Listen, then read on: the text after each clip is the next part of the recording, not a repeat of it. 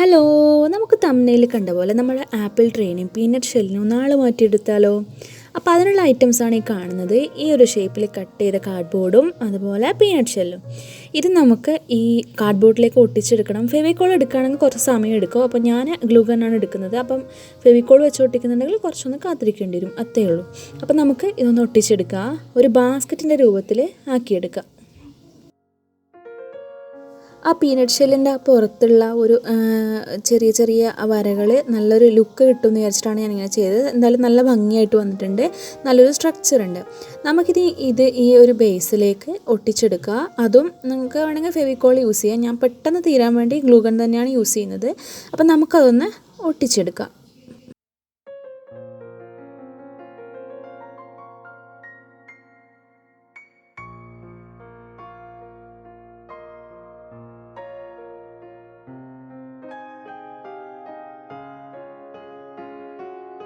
Okay, ഇനി നമുക്ക് നമ്മുടെ ആപ്പിൾ ട്രേ എടുക്കാം. ഇതാണ് ആപ്പിൾ ട്രേ. അത് എൻ്റെ ലാസ്റ്റ് ബാക്കി വന്ന പീസാണത്. അപ്പോൾ അത് ഞാൻ ഈ ഒരു ഷേപ്പിൽ കട്ട് ചെയ്തെടുത്തിട്ടുണ്ട്.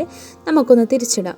അപ്പോൾ ഞാനിത് ഒരു സ്ട്രോബെറിയുടെ പോലെ പെയിൻറ്റ് ചെയ്തെടുത്തിട്ടുണ്ട്. ഒരു വൈറ്റും അതുപോലെ റെഡും വെച്ചിട്ട് എന്നിട്ട് ഡോട്ട്സ് ഇട്ട് കൊടുത്തതാണ്. അതേ ട്രേയിൽ തന്നെ ഞാൻ ലീവ്സും കൂടെ എടുത്തിട്ടുണ്ട്. അതിൻ്റെ ആ പൊങ്ങിയിരിക്കണ ഒരു ഷേപ്പിലാണ് ഇതിൻ്റെ ഭംഗിയിരിക്കുന്നത്. ആ ട്രേ കുറച്ച് പൊങ്ങിയിരിക്കണോണ്ട് നല്ലൊരു ലുക്കുണ്ട്.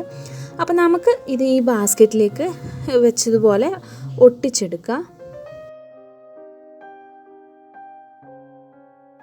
സ്പീഡിൽ കാണിക്കുന്നത് മറ്റൊന്നും കൊണ്ടല്ല, നമുക്ക് ഇത് ഒന്നിങ്ങനെ ജസ്റ്റ് വെച്ച് നോക്കിയിട്ട് വേണം ഒട്ടിച്ചെടുക്കാൻ. അപ്പോൾ അതെല്ലാം കാണിക്കുമ്പോൾ ഒരുപാട് ടൈം എടുക്കും. അപ്പം ഇതിവിടെ കംപ്ലീറ്റ് ചെയ്തു. ചിലതിന് ഞാൻ ഡോട്ട്സ് ഇട്ടിട്ടില്ല, പിന്നീടിടാന്ന് വെച്ചിട്ടാണ്.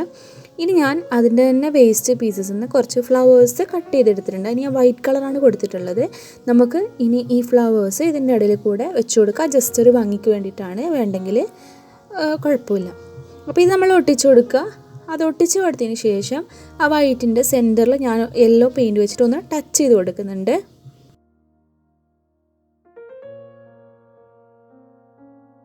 അതുപോലെ തന്നെ ലീവ്സിന് ഞാൻ ഡിഫറെൻറ്റ് ഷെയ്ഡ്സാണ് കൊടുത്തിട്ടുള്ളത്. ചിലതിന് ഞാൻ ലൈൻസ് ഇട്ട് കൊടുത്തിട്ടുണ്ട്. അപ്പോൾ നിങ്ങൾ ചെയ്യുമ്പോൾ ഡിഫറെൻറ്റ് ഷെയ്ഡ്സിൽ തന്നെ ചെയ്യുക. അപ്പോൾ നല്ലൊരു ഭംഗി കിട്ടും. അതുപോലെ ലൈൻസ് വേണമെങ്കിൽ ഇട്ട് കൊടുക്കുക, ഇല്ലെങ്കിൽ ഒഴിവാക്കുക.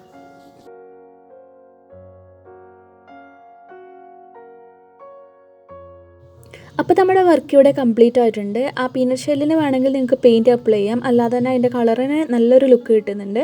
അപ്പോൾ ഇതാണ് നമ്മളുടെ ഇന്നത്തെ വർക്ക്. വാർണിഷും കൂടെ അപ്ലൈ ചെയ്തപ്പോൾ നല്ലൊരു ഷൈനിങ് കിട്ടുന്നുണ്ട്. അപ്പോൾ എല്ലാവരും ഇതുപോലെ വേസ്റ്റ് ഐറ്റംസ് വെച്ചിട്ട് ക്രാഫ്റ്റൊക്കെ ട്രൈ ചെയ്ത് നോക്കുക. ആപ്പിൾ ട്രേ ഒക്കെ നമുക്ക് ചോദിച്ചാൽ അവർ കടയിൽ നിന്ന് തരും. അവർ ചുമ്മാ കളയുന്ന സാധനമാണ്.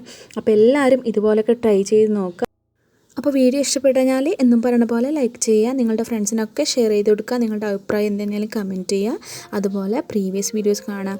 കൂടുതൽ വീഡിയോയ്ക്ക് വേണ്ടി ചാനൽ സബ്സ്ക്രൈബ് ചെയ്യുക. Thank you. Happy crafting.